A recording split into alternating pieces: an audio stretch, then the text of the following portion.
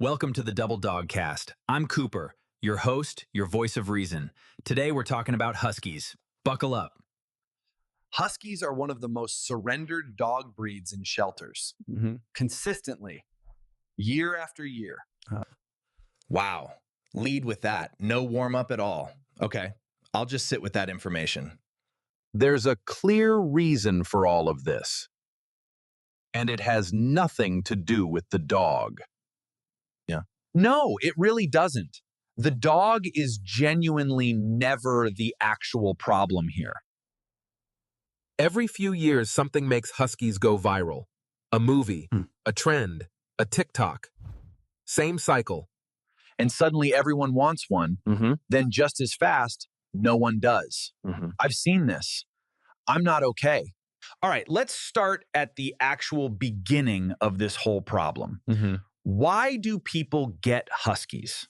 The blue eyes, the coat, the general vibe of being completely one with the wilderness. People see a Husky puppy online and completely lose their minds. We're objectively incredible looking. But looks are not a personality. People fall in love with the aesthetic and skip the research. My personality is a full-time job. I really need people to understand this before they commit. They want a wolf. What they actually get is a chaos agent who also screams.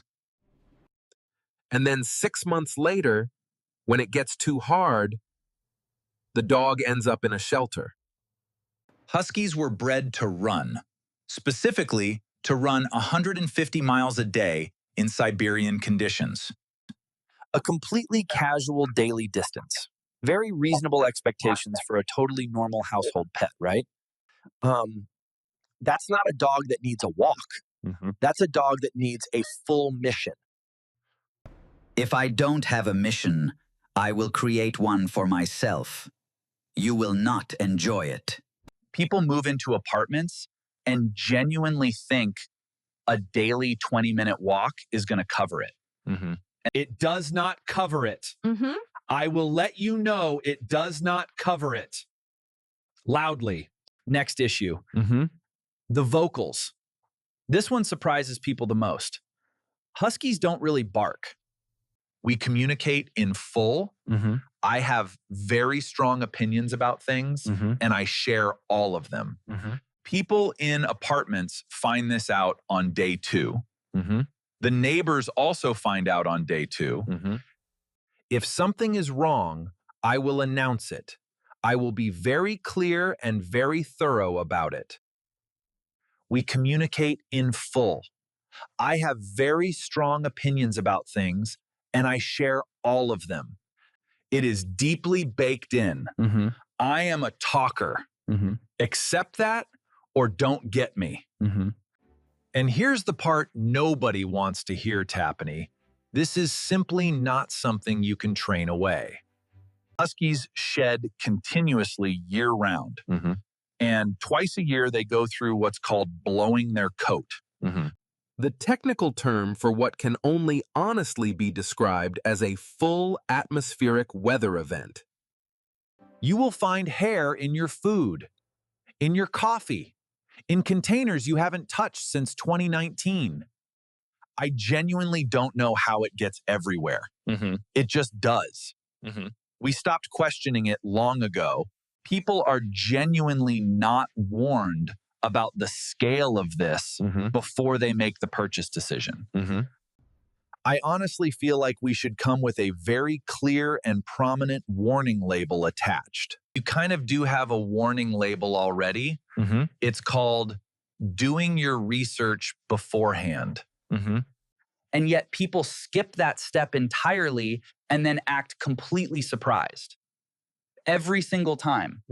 Okay, now we need to talk about the escape thing.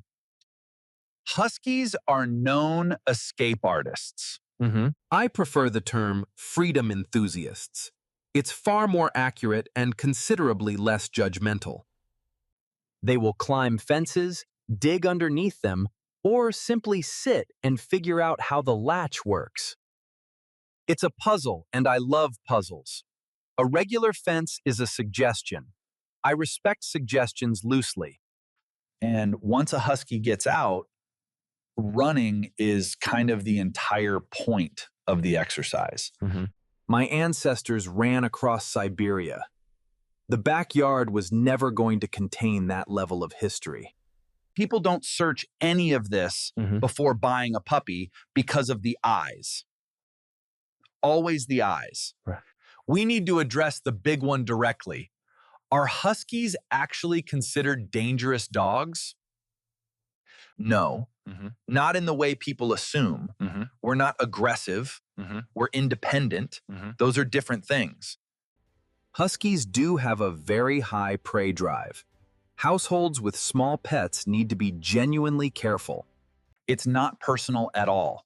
It is just deeply, deeply instinctual. I genuinely cannot override that. We are genuinely a lot of dog. And honestly, not everyone is actually ready for that. Let's talk about who is actually buying huskies and why this problem keeps repeating itself. People who watched one video of a husky doing something cute and did absolutely no further research. Impulse decisions driven almost entirely by how we look online. No research, no planning, no preparation. I have been bought because someone's child watched a movie that featured a wolf in it. Then the kid grows up.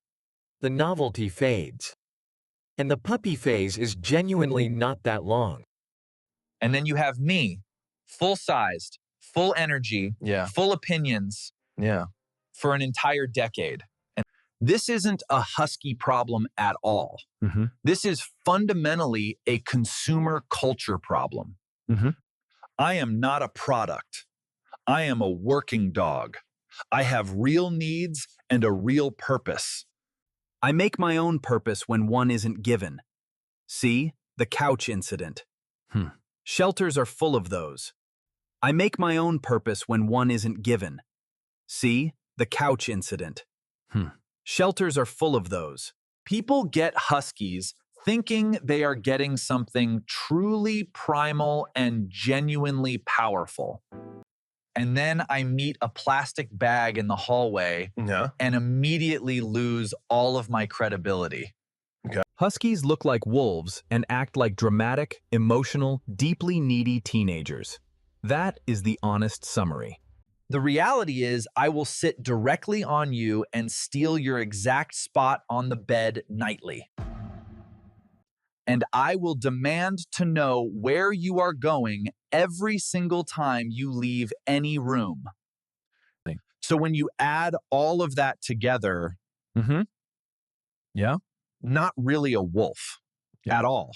A wolf with significant separation anxiety and a lot of complex feelings. Yes. That is the accurate description. Hot climates. This needs to be clearly said. Huskies were bred for Arctic sub-zero conditions and snow. Siberia. That was the original plan. Nobody consulted me at all about the climate relocation. People in extremely hot climates buy huskies regularly. It's not just uncomfortable to Hugh, it's a welfare issue. It's actively problematic for us. Heat stroke is genuinely real. I have a coat designed specifically for winter. And people think shaving the coat solves it. It actually makes the situation significantly worse. I genuinely cannot believe I have to explain that I am a climatically very specific animal. Cold climate, active lifestyle, big outdoor space. Those are the actual requirements, not a tiny summer apartment. Okay, so what does it actually take to own a husky responsibly and genuinely well? This is the part that actually matters. Please write this down, or at least try to remember it. Daily vigorous exercise, not a casual walk. Real exercise. Running, hiking, dog sports, something that actually challenges us. And that's the episode. See you in the next one. Please adopt responsibly. Bye.